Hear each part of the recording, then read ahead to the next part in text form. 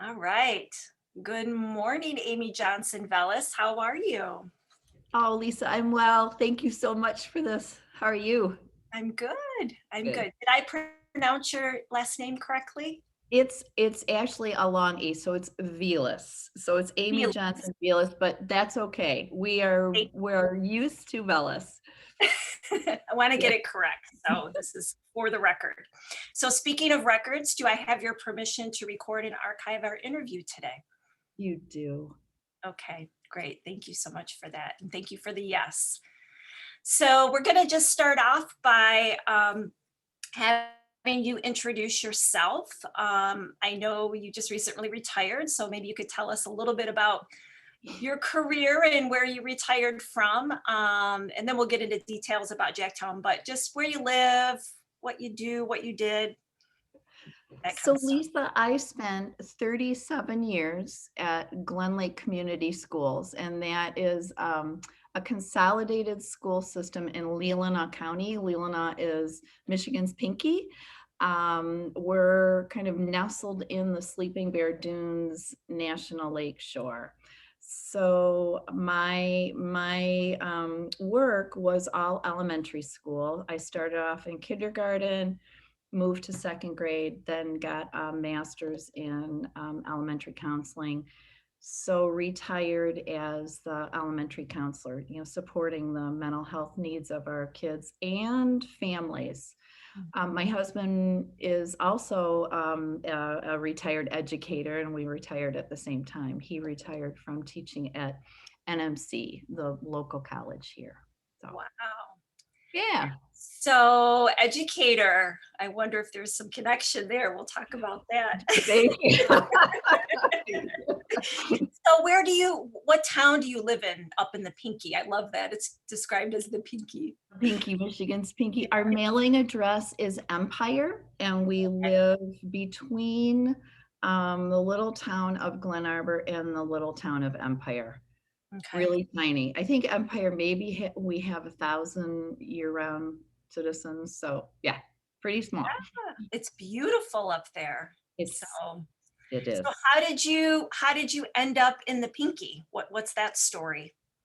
Um, I knew that I wanted to live in this area because of the big lake, because of the incredible winters, because of being able to be outside. So when I was doing my undergrad up at Northern in Marquette, I happened to be in a class with somebody doing their graduate work. Her name is Dosie Kermode Petritz, and her family owns Crystal Mountain. Oh, okay. Dosie and her husband were moving back to the area, and they said, "Hey, Amy, when you're done, when you graduate, if you want to be in the area, come on down and you can teach skiing to kids." It was actually at Sugarloaf rather than Crystal Mountain. That's where they were doing an internship there. So that's what I did and subbed and stayed. I feel Wow. really lucky. Yeah. Yeah, I would guess if you chose to go to Marquette that you like winters in Michigan. So so that would make sense. Great. Well, why don't you take us all the way back in time to Jackson, Michigan, Parkside High School, 1977.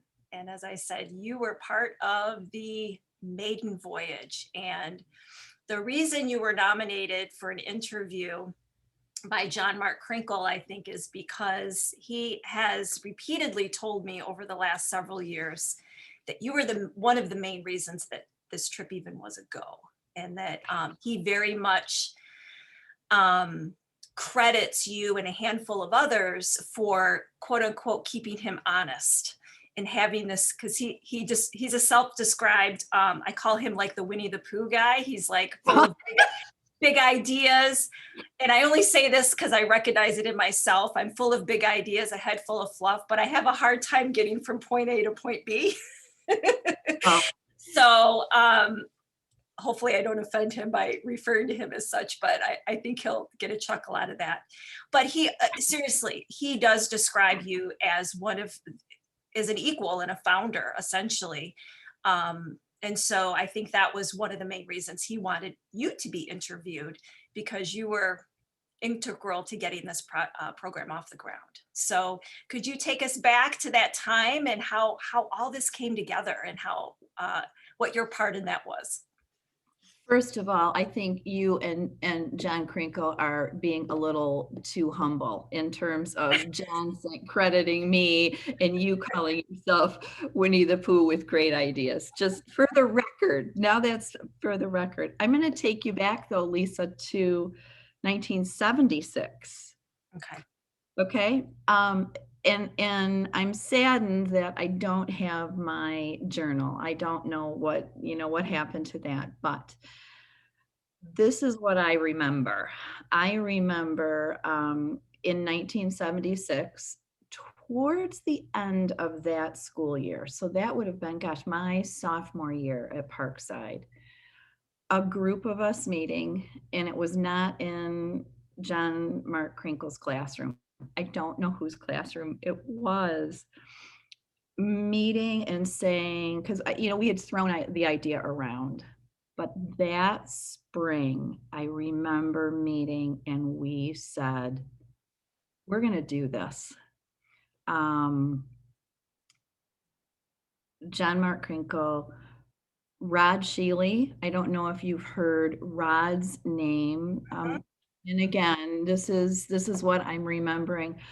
Mark Burdick, Ellen Snyder, and somehow we made this commitment that we were going to do this.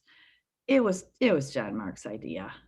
Don't let him fool you. It was his idea, and how lucky are all of us that we have him in our life.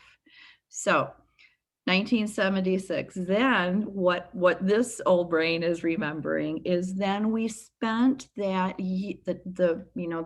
following school year, 1976, the fall of 76, the spring of 1977, in preparation. Lisa, oh my gosh, we would drive to Ann Arbor in Krenkel's little Datsun.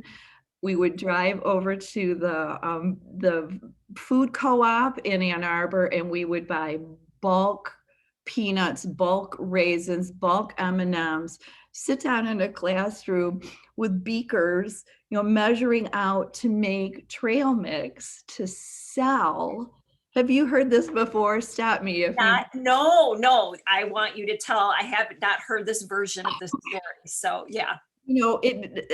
To measure out snack bags of gorp, of trail mix to sell, to raise money, for this trip. That's one of the things that I remember. And John Krenkel and I have laughed about that since then, thinking, 25-cent bags of trail mix to fund a trip. We did pay tuition. I don't know what you did, but one of our prerequisites was reading Centennial. Okay. Yeah. So that's, my hazy memory of kind of how it all began, and then it just is one of those things that you think, it's really unbelievable. I think about a fellow Jacktown Packer, Greg Brown, who was in a welding class, and Greg and his classmates welding the rack for the top of the school bus for all of the gear. I think about the coordination, and this was the adults at that time, buying tents, buying backpacks, buying cooking equipment, whatever had to happen legally, oh my gosh, to allow us to go. A school board that said yes to this, and then administration. Yeah,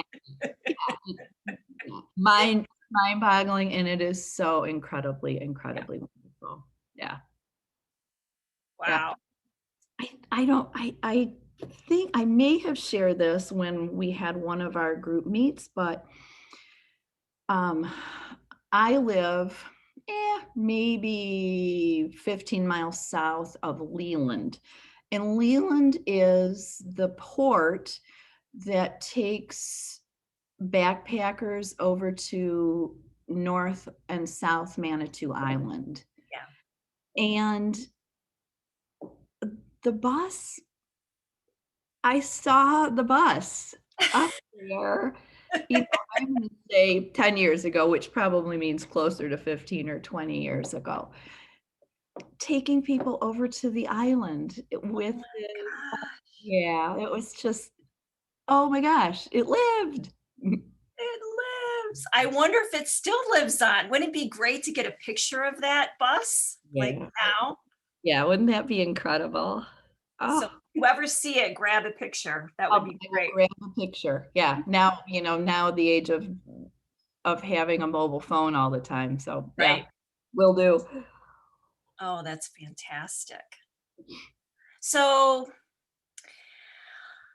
okay, so that was, so you were part of the student planning committee. What kinds of things did you guys, what kind of input did you give the advisors for the trip? Were you telling them about different places you wanted to go, or did they delegate any tasks to you other than the the funding of the gorp? Was there was there any, like, put together the tent groups, or I mean, was there any of that, or what did that look like when you were having these meetings? In terms of, in terms of the trip planning, um, our advisors, and in particular, John Mark Krenkel, had been to the areas we stopped, even like on the way out and the way back. Our first night, we camped in Iowa on a dairy farm. John Mark knew them from when he did his student teaching. So I give credit, Lisa, again, to our advisors for kind of mapping out that whole trip. How did they know about Ricky's Cafe, where we had amazing food? Yeah. No, and maybe I'm copping out because I don't remember, but I'm giving credit to Okay. them. Yeah. Yeah. Yeah. So let's fast forward a little bit, and now we're getting on the bus and we're heading out west. So had you ever um, gone out west, or had you ever gone camping or hiking or even backpacking in the backcountry? I mean, did you have any idea what this was going to be like? I had been out west once as a child, specifically to the mountains, downhill skiing with my family. Okay. Okay. That was my experience in the mountains. I certainly, I hiked, um,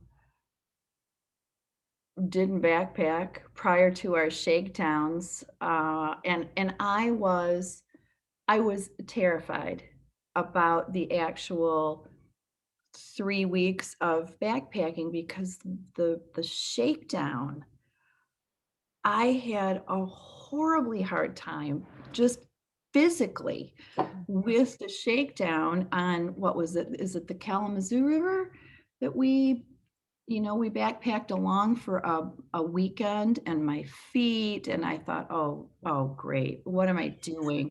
Getting on a bus, going out there. Well, it turned out to be okay, but no, I mean, I love the outdoors, love to swim and sail and ski, but had not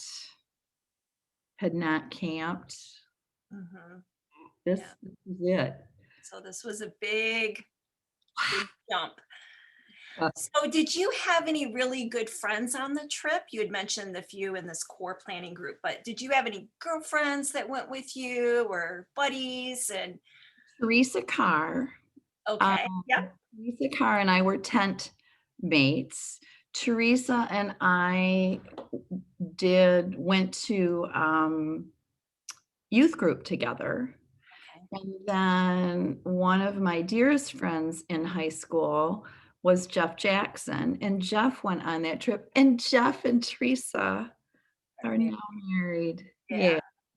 Yeah, one of the first couples from the trip. So we've had a couple of those over the years. Yeah. Yeah.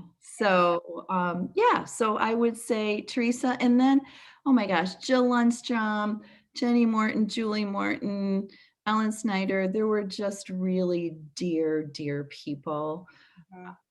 who went. Steve Kraft, yeah, Rod Shealy, and I'm embarrassed because I know I'll think, oh gosh, you didn't say. One thing that I have noticed sort of in line with this question is as I've been trying to track people down, there is quite a community of Parkside people. I mean, they are so excited and proud to be Eagles. I mean, you all are, it's an inspiration. Yeah, you just proved my point. And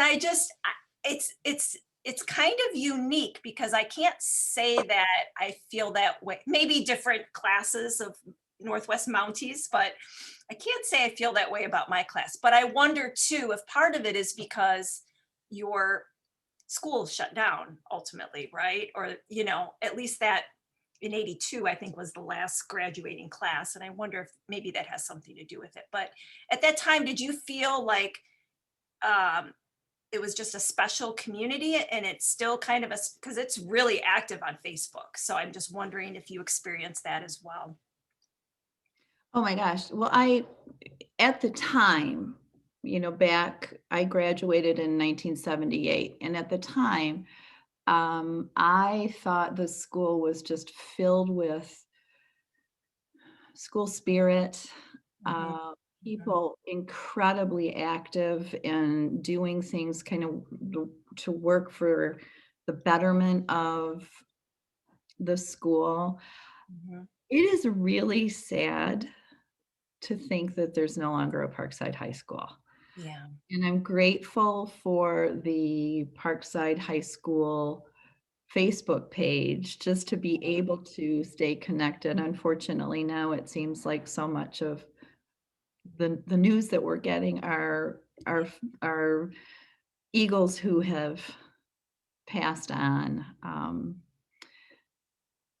don't know, Lisa, did I answer that question? Yeah. Yeah. Yeah. Okay. Yeah. Okay. So let's jump back into the trip and can you tell me, I mean, obviously this was a momentous time in your life. And you only went on the trip one year, which I think for some people is almost better in terms of remembering, because if you went multiple times, at least for me, it all kind of blends together. So what is a single memory or moment for you on this trip that was like, just you go back to it, it's a source of inspiration or hope or just warm fuzzies? Like what's a moment that you really think fondly of? Can I share a couple? Yeah, of course. Yeah. I remember being this kid on a bus on this endless west, like due west trip, no curves in highways, just long and flat, um and seeing the mountains then from a school bus. and thinking, okay, we are doing this. And then having it take like a half a day to actually get to the mountains after you see them. That's one thing. Um, a couple of other things, Lisa, and I'm getting kind of teary-eyed. Um, and forgive me for saying so much, but something I find really, really profound is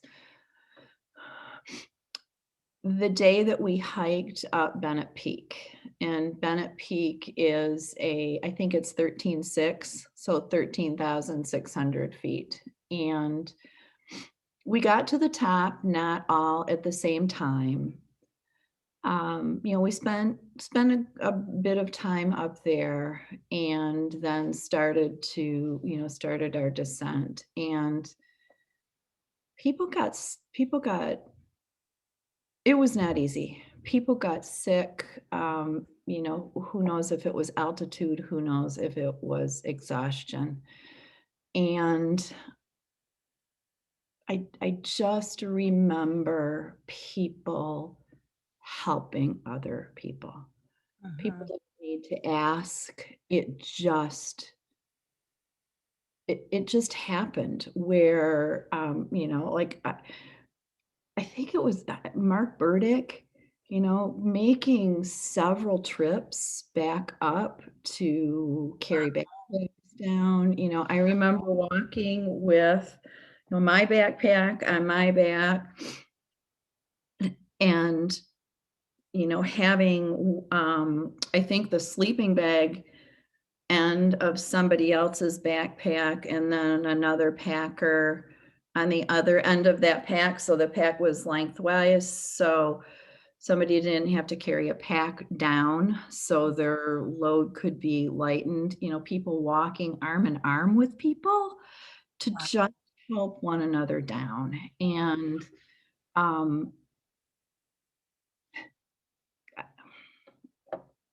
I don't know. It sounds kind of sappy, but is that like a metaphor? It Yeah. just didn't matter. It was a human being Mhm. needed some help.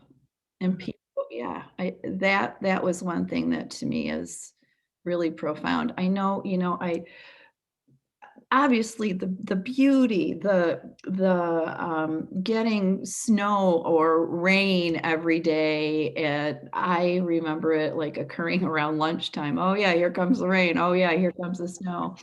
But another thing that I found incredibly profound in reflecting, another night it was when we were hiking down from the Continental Divide.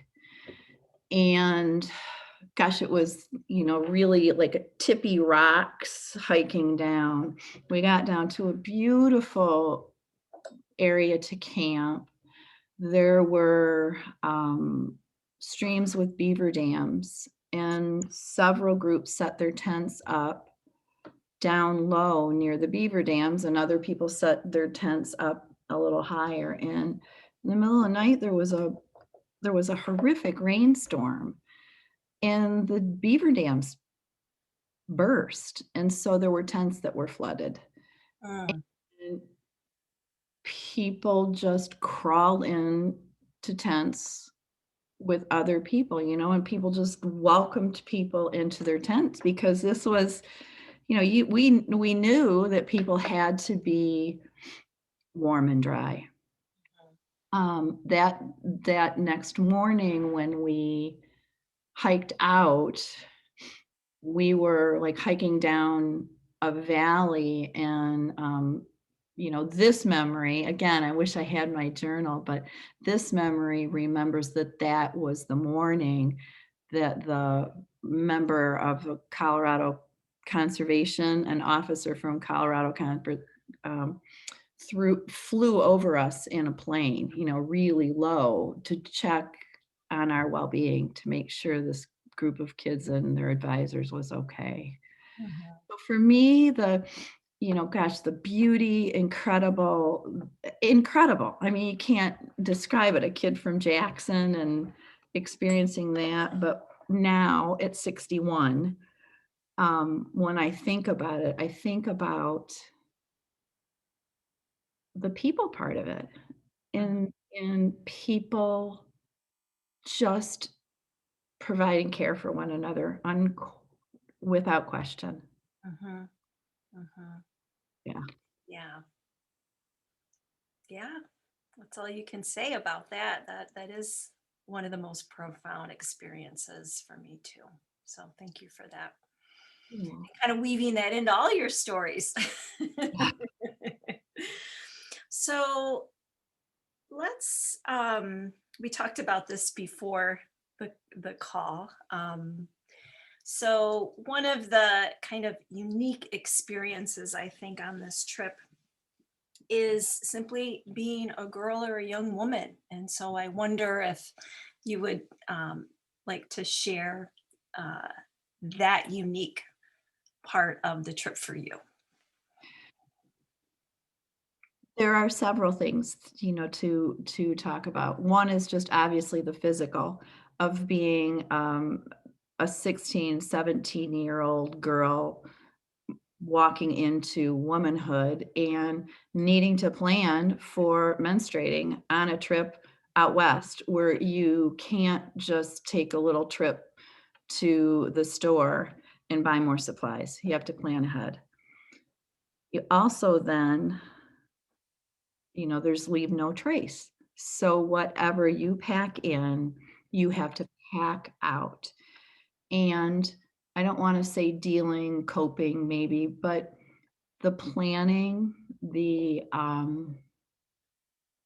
just needing to be really matter of fact Mm, and know that your chances are you're going to have a period on a 3-week trip.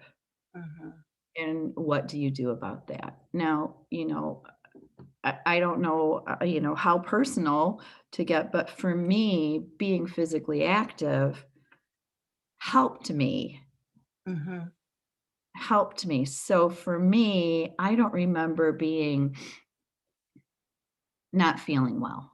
mhm. But that was certainly part of it was just Yeah. another layer of planning, another layer. And um oh my gosh, what am I going to do if I leak? Or just some of the things that are common worries for women. And then it just seemed times whatever. Mhm. Yeah. Um, Yeah. Another thing was, the self-talk of the physical. Mm, Am I fit enough? Can I do this? Oh my gosh, I have the memory of the shakedown trip and how poorly that went. mhm, So the self-talk. And in reflecting on some of the questions that you had given me, ahead of time,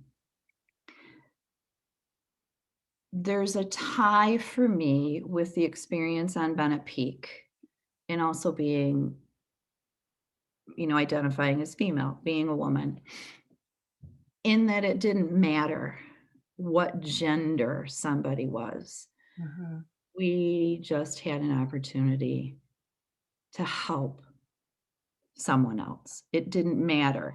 It mhm, didn't matter if we were male, didn't matter if we were female, at that time. um, I didn't know of any non-binary, so I can't speak to that, but that just did not matter.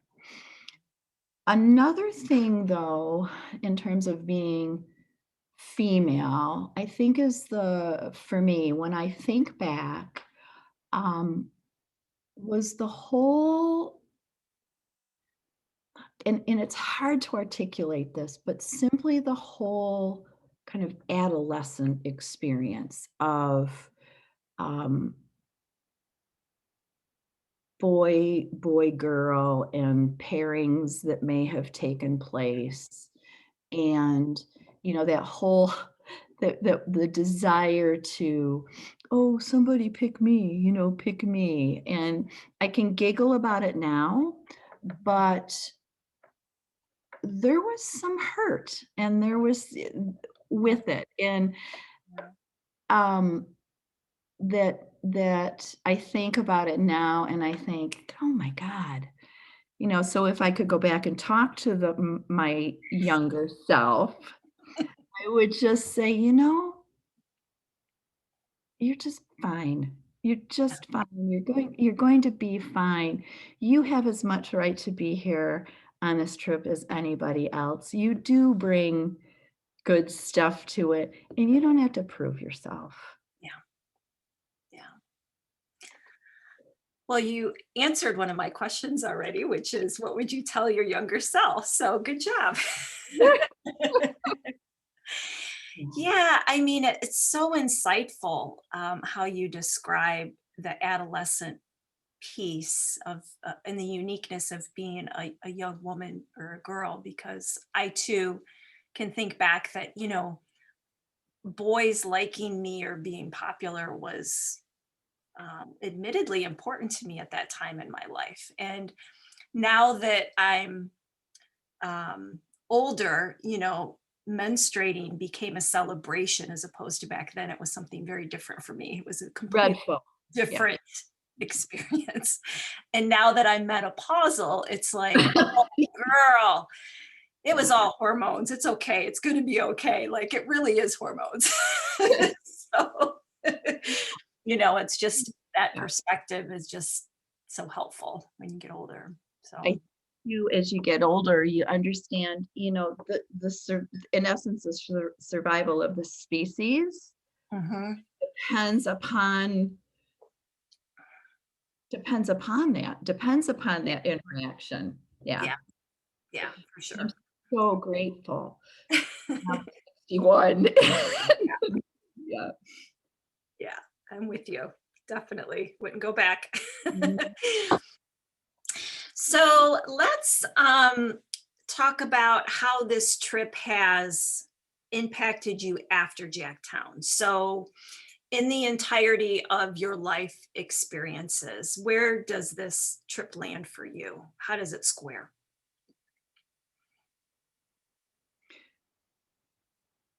I'm wiping my nose because I'm really emotional. Sorry.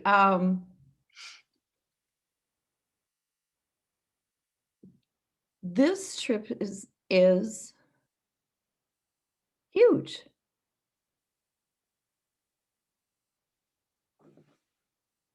And I don't know, Lisa, that I really knew how big until you started Oh, project. you're going to make me cry. Um, yeah, just, now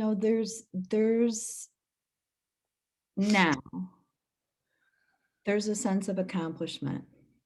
Mm, Seeing that bus 10 or 15 years ago was just jaw dropping. Taking the experience of the trip into adulthood as an educator, yeah. you know, um, John, I'm pointing like he's back there, my husband, John, who I met at Glen Lake School. John and I were in on the start of 6th grade winter camp for our school. Mm, It now, still goes on for Glen Lake School. It's changed. It used to be we as the staff did everything, cooking, all of the planning. Gosh, I taught snowshoeing and map and compass skills to kids, and now it's all done at a local camp, Leland, and their staff does it, but it's bringing it forward. Um, it's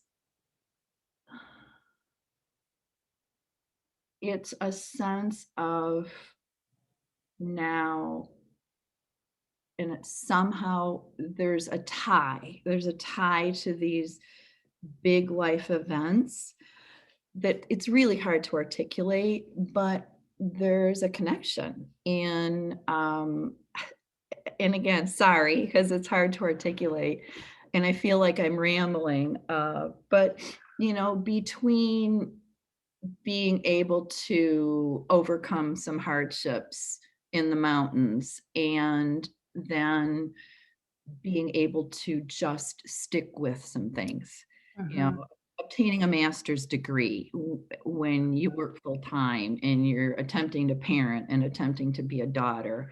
Um, again, the like sixth grade camp. I mean, this is going to sound really goofy, but and I certainly wasn't thinking about it at the time, but in retrospect now, I think about some pretty big major life events. Having children, Mhm. going through the physical labor of having children, and now for me, things are linked in terms of Mhm. we and I can do this. There he is. Hi, honey. I'm gonna drive by. Hi, John. Yeah, drive back. Yeah. Drive back. Um, yeah. The passing of my dad, you and I talked a little before, just s- again, and I think it's the people, just it's the connection of big things. Mhm. Also, looking at the experiences that my grown children have had, what they have done. Neither one of them have children they're yet, but a sense of adventure Mhm. that lives on. Mhm. Mhm. Yeah, my daughter had a backpack on her back for 4 months in Patagonia. Emma, um, my son Charlie decided to run the West Highland Way in Scotland. It's this sense of adventure, and as a mom, it's taking my fear for their well-being, Mhm. putting putting it in a little compartment and saying, my fear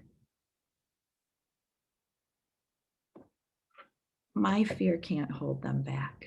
Yeah. I can't insert my fear Mhm. into their life. Mhm. I'm rambling. I am so sorry. No, you're not. You have so many great quotations. I don't know which one I'm gonna pick. So no, this is great. You're anticipating my questions too, because that Oh, was one of sorry. them. How has this love of, you called it adventure, the West, the connection to nature, the big whatever, Yeah. how did that get transmitted to your children, basically? And you've already answered that, so that's great. Well, Um, I mean, in selecting a life partner, yeah. I selected a life partner who shares this, Mm-hmm. and we live in this place where we live intention on purpose so that we can kayak and hike and snowshoe and ski. Yeah, and so then it kind of you share that with your children. Yeah. So yeah. One of the many holy lands in Michigan, the Pinky. I love it. And we know, So, oh, go ahead. Sorry, didn't want to cut you off. we really know how lucky we are to Yeah. live here. Yeah, really lucky. Um,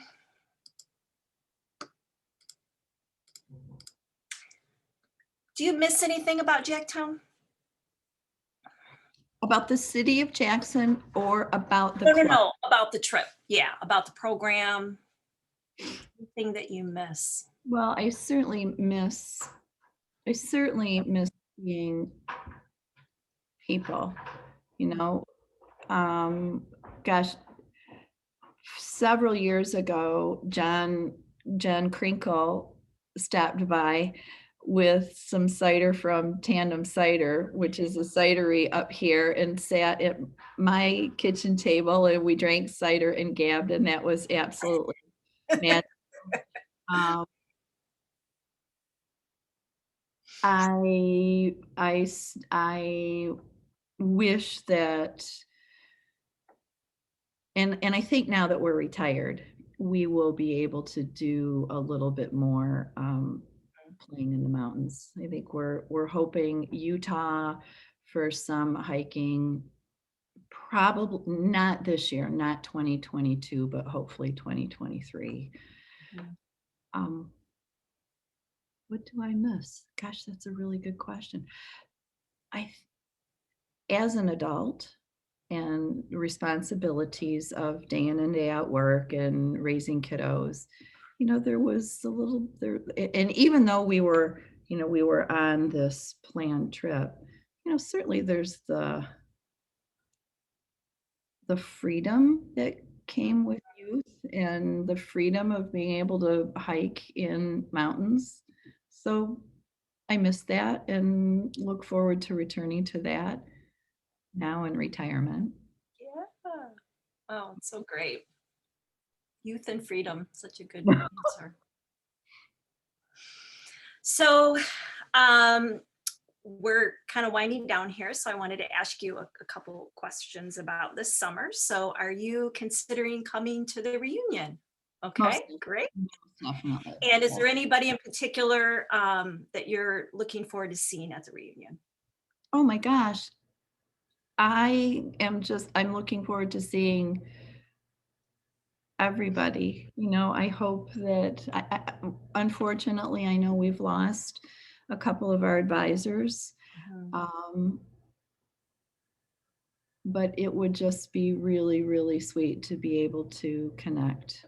I'd love to see Teresa and Jeff, absolutely. Um, Love to see Rod Sheely. I'm super curious, Lisa, and thank you so much. I'm wondering how Bobby's doing after losing Yeah. his Bobby Hills, losing his home. I don't know if he'll be able to be there, but gosh, it would be just so Mhm. great to be able to say, how are you? Yeah. And thank you for sharing that with me so I could share it with the community. So, yeah, Thank you for that. yeah. Yeah, that- lots of people. The Morton girls, Ellen Snyder. Oh my gosh, Ellen Snyder and her great big heart. Yeah.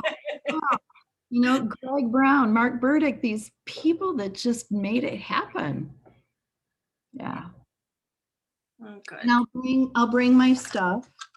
I'll bring my yellowed Citizen Patriot High in the Rockies newspaper. Do you have this yet?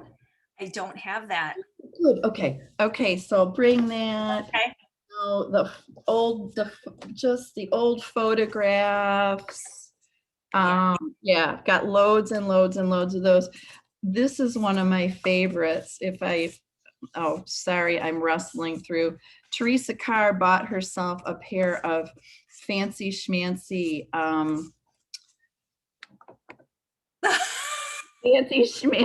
boots at one of the little towns. Yeah. Well, let us not forget it's paired with a striped yellow bumblebee shirt. Oh, that's great. Oh my gosh, another person is Timmy Jones, who just, his sense of humor. I just want to see some people. Yeah. I'll bring my stuff, my yearbook. Okay. Yeah. Yep. And then who should I interview next? Which is my last question for you. Oh my gosh, how can you just say?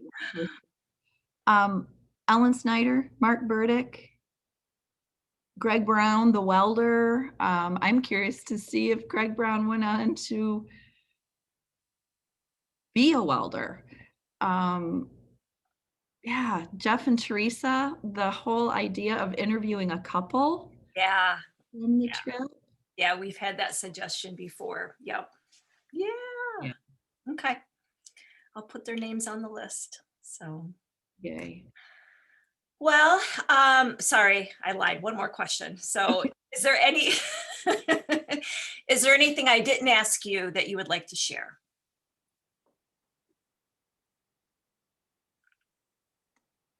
No, I think I'm okay. Good. You feel complete? How about you? I Anything do. that you wanna ask that you think, gosh, No, I think I asked it all. So, yeah. that means I have to say goodbye to you. No. See you later. Later. But you'll stay on here, okay? Yeah. Okay. So we will sign off to the interview. So thank you so much, Amy. Okay. And thank you, Jacktown Packers. Thank you so much.